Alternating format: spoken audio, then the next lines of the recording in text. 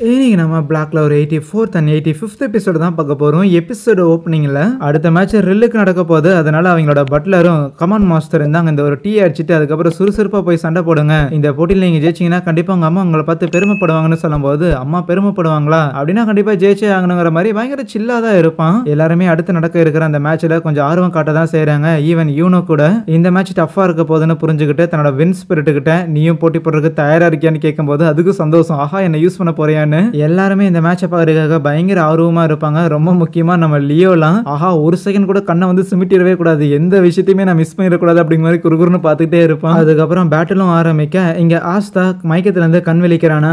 அப்படியே கண் விழிச்சோன்னே match tie ஆயிடுச்சுங்கிற விஷயம் அவனுக்கு ரியலைஸ் ஆகுது. இந்த மேட்ச்ல மட்டும் ஜெயிச்சிருந்தோம் அப்படின்னா அடுத்தது யூனோ கூட தான் போட்டி போடுறதுக்கான வாய்ப்பு கிடைச்சிருக்கு, எல்லாம் போச்சு அப்படின்னு ஃபீல் பண்றான். அதுவே இங்க நம்ம யூனோவும் அந்த ரில்லும் போட்டி போட்டுக்கிட்டு இருப்பாங்கல்ல. பார்த்தா நம்ம யூனோ அவங்ககிட்ட இருக்கிற எல்லா விதமான பேசிக்கான வின் மேஜிக் எல்லாத்தையுமே ஒண்ணு விடாம யூஸ் பண்ணிட்டே இருக்க.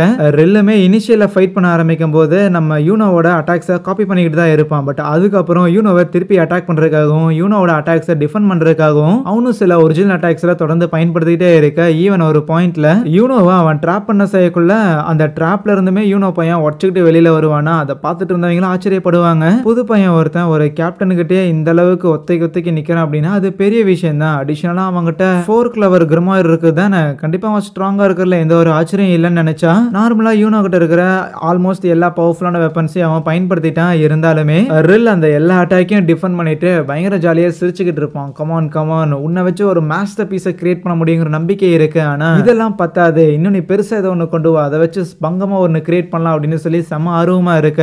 யூனோக்கும் ஓகே ஃபைன், இவர் ஒரு கேப்டன், மற்றவங்களை தோக்கடிக்கிற மாதிரி இந்த ஆளை தோக்கடிக்க முடியாது. ஃபைனல் பேட்டில் ஆஸ்தாக்கு எதிராக போட்டி போடும்போது இதை பயன்படுத்தலாம் அப்படின்னு நினைச்சிருந்தேன். ஆனா ஒரு கேப்டனா இருக்கிற இவனுக்கு எதிராக பயன்படுத்துறதுக்கும் இது ஒர்த்தியான ஒரு அட்டாக் தான்ட்டு கேபிட்டல்ல eye of the midnights attack பண்ணியிருக்க டைம்ல ஒரு சூனியக்காரியை எதிர்த்து நம்ம யூனோ பையன் இதை முதல்ல யூஸ் பண்ணியிருப்பான். இருக்கிற தன்னோட 5 சென்சஸையுமே பியூர்லி ஃபைட்டுக்காக மட்டுமே அவ்வளோ பின் பாயிண்டா ஃபோக்கஸ் பண்ற ரேஞ்சுக்கு தன்னோட வின் மேஜிக் மொத்தத்தையுமே ஹைப்பர் ஃபோக்கஸ்ல அவன் யூஸ் பண்ணுவான்ல. அதை அவன் முதல்ல யூஸ் பண்ணியே சில மாதங்கள் இருக்கும். அண்ட் இந்த கேப்ல அவன் நிறைய தடவை அதை ட்ரெயின் பண்ணி இன்னுமே அதை அடுத்த லெவலுக்கு கொண்டு போயிருப்பான். அந்த வின் ஸ்பிரிட் இருக்குதுல, அது ஒரு செப்பரேட் என்டிட்டியா இல்லாம அந்த வின் ஸ்பிரிட்டை தனக்குள்ள ஒன்னா அவன் ஆக்கிக்கிறான். லைக் அந்த வின் ஸ்பிரிட்டே நான் தாங்கிற மாதிரி ஆகுறான். ஆஸ்தாவும் இது எல்லாத்தையும் பார்த்து அப்படியே வாயை பொழந்துகிட்டு இருக்க.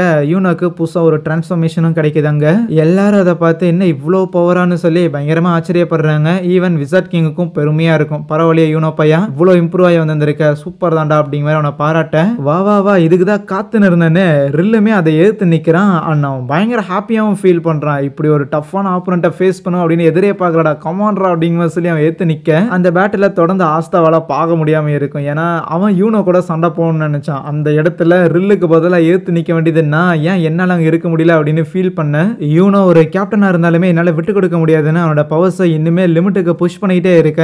அப்பயுமே ரில் அந்த இடத்துல தாக்கு பிடிச்சு நிக்கிறான். ஆனா போக நம்ம யூனோட காலெல்லாம் காத்திலே பறக்க ஆரம்பிச்சிருது, தரையிலே நிக்கல. அந்த அளவுக்கு ரில்லோட பவருங்கிறது இருக்குது. ஆனா இந்த பேட்டில்ங்கிறது பயங்கர இன்டென்ஸா போயிட்டே இருக்க. அந்த பேட்டில்ல ஃபுல் ஃபோக்கஸா போட்ட ரில்லும் அவனுக்கு பின்னாடி தான் கிறிஸ்டல் இருக்குங்கிறத மறந்துட்டு தன்னோட பவராலேயே அந்த கிறிஸ்டலை அழிச்சிட்டான். ஸோ டோர்னமெண்டோட ரூல்ஸ் படி நம்ம யூனோவோட டீம் தான் அங்கே ஜெயிச்சிட்டாங்க அப்படின்னு அனௌன்ஸ் பண்றாங்களா. ஐயோ தன்னோட பவரை வச்சு இப்படி அழிச்சிட்டானே அப்படின்னு யோசிக்கும் போது யாரு பவர்ஃபுல் அப்படிங்கிற அந்த டிபேட் கொஞ்சம் எழதான் செய்யுது. ஏன்னா ரெண்டு பேரையும் டிஃபீட் பண்ணிக்கல. ஸோ அதனால யாரு பவர்ஃபுல்னு தெரியல. ஐயோ போச்சு, என் கவனச்சதறலால நான் தோத்து போயிட்டேன், ஒரு மாஸ்டர் பீஸ் கிரியேட் பண்ணலான்னு பார்த்தா இப்படி எல்லாமே பாதியில முடிஞ்சிச்சு அப்படிங்கிற மாதிரி ரில் பயங்கரமா ஃபீல் பண்ணும்போது அந்த பட்லர் தான் கர்ச்சீஃப்லாம் கொடுத்துட்டு கவலைப்படாதீங்க மாஸ்டர், என்னோட பயாஸ்டான வியூ படி நீங்க தான் கண்டிப்பா ஜெயிச்ச ஒரு நபருங்கிற மாதிரி ஆறுதல் படுத்துறான். ஸோ அதுக்கப்புறம் அந்த டோர்னமெண்ட்டுங்கிறது அன்னைக்கு முடியுது.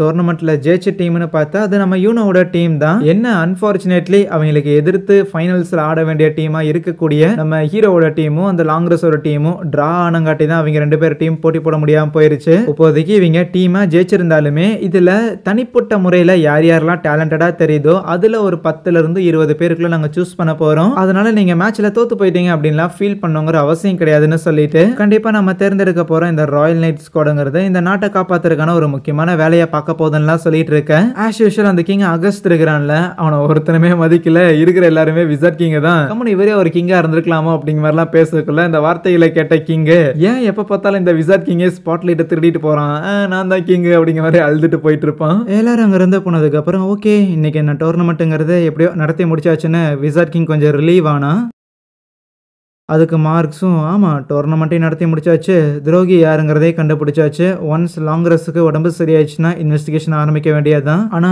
இந்த இன்வெஸ்டிகேஷனை நம்ம பண்றோம் அப்படிங்கிற மேட்டர் வெளியில யாருக்கும் தெரிய வரக்கூடாது, ஏன்னா நமக்குள்ளேயே இன்னும் எத்தனை துரோகிங்க ஒழிஞ்சிட்டு இருக்கிறாங்கன்னு தெரியலன்னு சந்தேகப்படுவார் விசார்ட் கிங். ஆஸ்தாவும் யூனோ கூட சண்டை போட முடியலன்னு சோகமா இருக்கும்போது அந்த இடத்துக்கு எல்லாருமே வராங்க, ஈவன் யூனோவும் வரான். ஆனா எதுவுமே பேசாம அங்க இருந்து போக பார்க்க அப்ப ஆஸ்தா படுத்துக்கிட்டே கத்துவான், பாரு கண்டிப்பா ஒரு நாள் நான் தான் உன்னை தோக்குடிச்சு விசார்ட் கிங் ஆவேன்னு சொன்னா யூனோவும் எப்போ போல கலாய்க்கிற மாதிரி உன் கனவுலையும் நடக்காது, நான் தான் விசார்ட் கிங்னு சொல்லிட்டு போவான். வந்த வேலை முடிஞ்சுன்னு ஜோரா அங்க இருந்து கிளம்பும் போது இவன் சின்ன பையனா இருக்கும்போது அவங்க அப்பா ஒரு பொம்மையை செஞ்சு கொடுத்துட்டு இவன் தான் ஜோரா த சூப்பர் ஹீரோ, நிழல்ல இருந்து மக்கள் எல்லாரையும் காப்பாத்துவான், நீயும் அப்படிதான் இருக்கணும் சரியா, மேஜிக்கல் நைட் ஆனாங்கன்னா ஃப்ரெண்ட்ஸ் எல்லாம் முக்கியம் அப்படின்னு அவர் சொல்லியிருந்திருப்பாருல. இதெல்லாம் யோசிச்சு பார்த்துட்டு எதுக்கு தேவையில்லாம இந்த நண்பர்களை பத்தின விஷயங்கள்லாம் என் மைண்ட்ல வருதோ, இதுக்கும் என் கேரக்டருக்கும் சம்பந்தமே இல்லையே அப்படின்னு அவன் யோசிச்சுட்டு போகும்போது அங்க வந்த விசார்ட் கிங்கும் அதுக்குள்ள என்ன அவசரம், போட்டியில பங்கேற்கிறது மட்டும் இல்லாம யார் யாரு எந்தெந்த விஷயத்துல கோட்டை விட்டுருக்காங்க அப்படிங்கறத அவங்கள தோக்கடிச்சதுக்கு அப்புறம் அறிவுரையா வழங்கினியே, அந்த அறிவுரையை நீ சொன்ன விதங்கிறது எனக்கும் பிடிக்கலதான், இருந்தாலும் அது எல்லாமே உண்மை, யாருக்கு இன்னுமே க்ரோ ஆகணுங்க விருப்பம் இருக்கோ அந்த அறிவுரையை அவங்க சீரியஸா எடுத்துக்கிட்டு கண்டிப்பா ஒர்க் பண்ணுவாங்க. அப்புறம் நீ கண்டிப்பா இந்த ராயல் நைட்ஸுக்கு ரொம்பவுமே தேவை, உன்னோட நாலேஜ் கூட எங்களுக்கு முக்கியம், அதனால வந்து சேர்றியான்னு கேட்டா சாரி தல, நான் இந்த பர்பிள் ஆரக்கல் ஸ்குவாட சேர்ந்தவனே கிடையாது, சும்மா வேஷம் போட்டுட்டு தான் வந்தேன்னு சொன்னதுக்கு வேஷம் போட்டுட்டு வந்தங்கிறது கொஞ்சம் எனக்கு வருத்தம் அளிக்கிறது தான், ஏன்னா நீ ஒரு உண்மையான ஒரு மேஜிக் நைட்டா இருக்கிற, அப்படி இருக்கும்போது நீ வேஷம் போட்டு வந்திருக்கணுங்கிற அவசியமே இல்லை.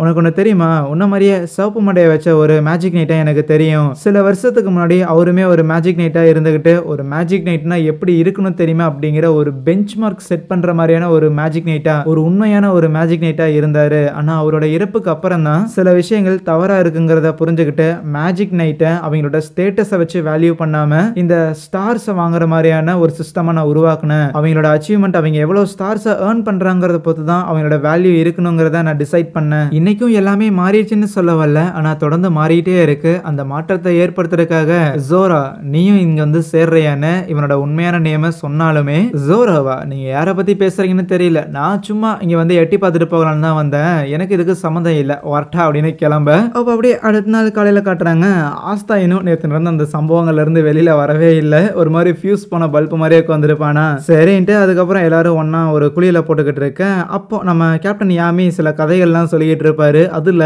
அவரு இதுக்கு முன்னாடி உப்ப அக்வா டியர் அப்படின்னு சொல்லி ஒரு ஸ்குவாட் இருக்குதுல்ல, நம்ம ரில்லோட ஸ்குவாடு, அந்த ஸ்குவாட இதுக்கு முன்னாடி லீடரா இருந்தது கேப்டனா இருந்தது யாருன்னு பார்த்தா நம்ம விசார்ட் கிங்கா இருக்கும். அந்த டைம்ல விசார்ட் கிங் அந்த அக்வா டியருக்கு கேப்டனா இருக்கும்போது அதை வந்து கிரே டியர்னு சொல்லுவாங்களாமா. மேஜிக் நைட்டா பாஸ் ஆனதுக்கு அப்புறம் நம்ம கேப்டன் யாமியும் அக்வா டியர்ல தான் ஒரு மெம்பரா இருந்திருப்பாங்க விசார்ட் கிங்குக்கு கீழே. இப்படி இருக்கும்போது ரேண்டமா ஒரு நாள் ட்ரைனிங் எடுத்துக்கிட்டு இருக்க, சரி போய் மீன் பிடிச்சிட்டு வருவோம் பசிக்குது அப்படிங்கிற சொல்லி ரொம்ப நேரமா உட்காந்து இருப்பாரு. அப்போ அந்த இடத்துக்கு காட்டுக்குள்ள இருந்து சில பேர்லாம் வந்திருப்பாங்க, இவங்கெல்லாம் ஆக்சுவலி பக்கத்து கிராமத்துல இருக்கிறாங்களாமா. பசிக்குதுன்னு சொன்னா நம்ம யாமிக்கு சோறு போட்டு அதுக்கப்புறம் ஊருக்கு கூட்டிட்டு வந்து இந்த மாதிரி எங்க வில்லேஜுங்கிறது விவசாயத்தை நம்பி தான் இருக்கு, இந்த தடவை அறுவடை கொஞ்சம் நல்லாவே வந்திருக்கு, ஆனா அன்பார்ச்சுனேட்லி அறுவடையை திருடுறதுக்காக எல்லா வருஷமுமே திருட்டு பசங்க வர செய்வானுங்க, நாங்களும் பேக்கப்புக்காக ஆளுங்க வேணும்னு சொல்லி போய் மேஜிக் நைட்டுலாம் கேட்டோம், ஆனா இந்த கிங்டம்ல நிறைய வில்லேஜ் இருக்குதுல்ல, அதனால எங்க வில்லேஜுக்கு ஆளுங்க கிடைக்காம போயிருச்சு, அப்படியே ஆளுங்க கிடைச்சாலும் அந்த மேஜிக் நைட்ஸ் அதிகமா காசு கேட்கறானுங்க, எங்களால கொடுக்க முடியல, சோ அதனால ப்ளீஸ் எங்களுக்காக நீங்க உதவி பண்றீங்களா அப்படின்னு கேட்டதுக்கு கேப்டன் யாமியும் வெறும் சாப்பாடு மட்டும் கொடுத்துட்டு உதவி பண்றதுனா எப்படி பண்றதுன்னு கேட்டிருந்திருப்பாரா. ஐயோ எங்க கிட்ட காசு இல்லையேன்னு சொல்லும் போது காசு வேண்டா கேட்டான், எனக்கு தூங்குறதுக்கு ஒரு இடம் கொடுங்கடா, தூங்கிட்டு நைட்டு சாவகாசமா சண்டை போடுறா அப்படின்னு இருப்பாரு. அதே மாதிரி நைட் டைம் அந்த திருட்டு பசங்களுமே திருடுறதுக்காக வந்திருக்க ரொம்ப ஈஸியாவே ஊருக்குள்ள வர திருட்டு பசங்க எல்லாரையுமே லைனா ஒவ்வொருத்தரையும் அடிச்சுக்கிட்டே டைரக்டா காட்டுக்குள்ளே போயிருவாரு. காட்டுக்குள்ளதான் அந்த திருட்டு கும்பலோட பெரிய குரூப்பே இருக்கும் போல, கிட்டத்தட்ட ஒரு 40-50 பேர்லாம் இருப்பானுங்க. ஆனா அத்தனை பேரையுமே சோலோவா நம்ம கேப்டன் யாமி சண்டை போடுறதுக்கு கொஞ்சம் திணற மாதிரி தெரியும். அப்போ எதிரிகளோட அட்டாக்க தடுக்கிற விதமா அந்த இடத்துல திடீர்னு ஒரு பெரிய மரம் ஒண்ணு வந்திருக்கும்.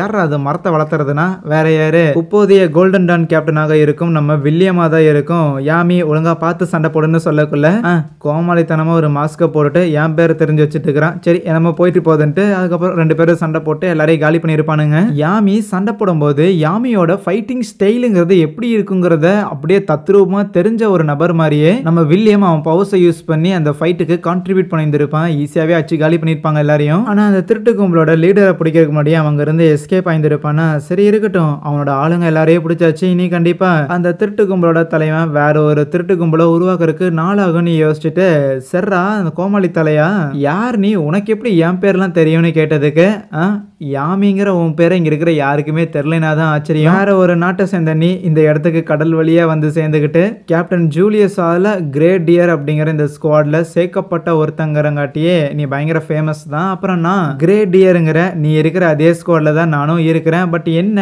நான் ராயல் கேபிட்டல்ல வேலை பார்ப்பேன். நம்ம 2 பேரும் அடிக்கடி மீட் பண்ணி இருக்க மாட்டோம். அதனால உனக்கு என்ன தெரியாது. இங்க பக்கத்துல எனக்கு ஒரு மிஷன் இருந்துச்சு, அதை கம்ப்ளீட் பண்றதுக்காக வரும்போது தான் உனக்கும் உதவி பண்ணேன்னு சொல்லக்குள்ள யாமி யோசிச்சு பார்த்துட்டு, அட ஆமா, ஏதோ வித்தியாசமான மாஸ்கோட எவனோ ஒருத்தன் ஸ்குவாட்ல சேர்ந்திருக்கான்னு பேசிக்கிட்டு இருந்தாங்க. அது நீதானா? என்னது, என்னை பார்த்து வித்தியாசமான மாஸ்க் போட்ட ஆளு நான் அட்ரஸ் பண்றானுங்க அப்படின்னு இவனுக்கும் வில்லியமுக்கும் சிரிப்பு வரும். ஆனா இந்த வித்தியாசமான மாஸ்க் எனக்கு ஒரு ஸ்பெஷலான ஒரு நபர் கொடுத்தாருன்னு சொல்லக்குள்ள யாமி அதையும் கலாய்ப்பான். உனக்கு ஸ்பெஷலான நபர் கொடுத்துட்டு போறாரு, அந்த நபர் வேணா ஸ்பெஷலா இருக்கட்டும், ஆனா கொடுத்த இந்த மாஸ்க்ங்கிறது கேவலமா தான் இருக்கு. இவ்வளவு கேவலமான மாஸ்க் கொடுத்த அந்த ஆள் யாரா அப்படின்னு கேட்டா, யாரா இருக்குன்னு உனக்கு தான் தெரியுமேனு வில்லியமும் சொல்லக்குள்ள அது கண்டிப்பா ஜூலியஸ் தாங்கிறது யாமிக்கும் புரிஞ்சிருக்கும். அடுத்த நாள் அந்த திருடங்கிட்ட இருந்து காப்பாத்திட்டாங்கிறங்காட்டி நம்ம யாமிக்கு சாப்பாடுலாம் கொடுத்து அனுப்பி விட்டு இருந்திருப்பாங்களா. ஓரமா ஒரு ரிவர் பக்கம் உட்காந்து சாப்பிட்டு இருக்க அங்க வில்லியமும் வந்திருப்பான். அவன் யாமியை பார்த்தோன்னே, மேபி உன் கூட டிராவல் பண்ணா நிறைய இன்ட்ரெஸ்டிங்கான விஷயங்கள் நடக்கும்னு நினைக்கிறேன். இருந்தாலும் எனக்கு சில இம்பார்ட்டன்டான கடமைகள் இருக்கு, அதை நிறைவேற்றுறதுக்காக போகணும்னு அங்க இருந்து கிளம்ப. சரி போறதான் போற, மாஸ்க் மண்டையனே கூப்பிடலாம் முடியாது, ஒழுங்கா அவன் பேரை சொல்லிட்டு போடா அப்படின்னு பேரையும் கேட்டிருந்திருப்பாரு. பிளஸ் நம்ம 2 பேர்ல யாரு முதல்ல ஒரு கேப்டன் ஆகுறாங்க அப்படிங்கறத பார்க்கலாமான்னு ஒரு சின்ன ரைவல்ரிங்கிறது அப்ப ஸ்டார்ட் ஆயிருந்திருக்கும். இதையெல்லாம் சொல்லிட்டு இப்படிதான் கோல்டன் டவுனோட கேப்டனான வில்லியமுக்கும் எனக்கும் முதல் சந்திப்புங்கிறது இருந்துச்சு. முதல் சந்திப்பு நாங்க ஒன்னாதான் கூட சேர்ந்து சண்டை போட்டோம். ஆனா இன்னி வரைக்கும் நாங்க 2 பேரும் ஒரு ரைவல் தான் அப்படின்னு சொல்ல அங்கே இந்த ஒரு எபிசோடையும் முடிக்கிறாங்க. எனிவேஸ் கைஸ், வீடியோ பிடிச்சிருந்துச்சுன்னா மறக்காம இந்த வீடியோக்கு லைக் கொடுத்துட்டு அடுத்த எபிசோட மிஸ் பண்ணாம பார்க்கறதுக்காக சேனலை சப்ஸ்கிரைப் பண்ணி வச்சுக்கோங்க. So thank you.